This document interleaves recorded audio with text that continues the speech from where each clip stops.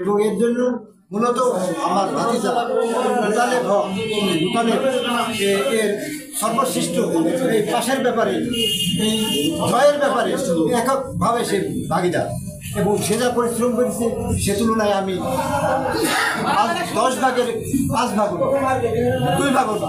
তো তাই আমি আমার সর্বপ্রথম আমি স্মরণ করছি আমার মুতালেবকে, যাতে করে আমার মুতালেব সামনে রাজনৈতিক জীবনে প্রতিষ্ঠিত হতে পারে সেই লক্ষ্যে আমি কাজ করব, যাতে সামনের দিনে আমার মুতালেবকে আমি চেয়ারম্যান হিসেবে দেখতে চাই। সেই জন্য যাতে কোনো কিছু নাই। আর এই বিজয় শুধু আমার না, এই বিজয় হচ্ছে করমতি গ্রামে জনগণ। করমতি গ্রামে 102টি ভোটে আমি এবার 90% ভোট 90% ভোট পেয়েছি।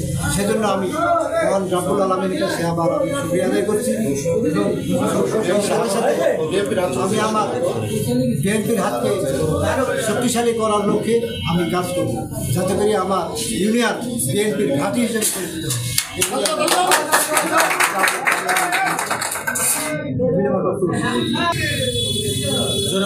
বলতে চাই আসলে ইউনিয়ন বিএনপি বিগত ওয়ার্ড কমিটি গঠনের মাধ্যমে আজকে যে ইউনিয়ন কমিটি হলো তারা যোগ্য লক্ষ্যে বেছে নিয়েই তাদের সর্বোচ্চ ভোট দিয়ে জয় করতে পেরেছে।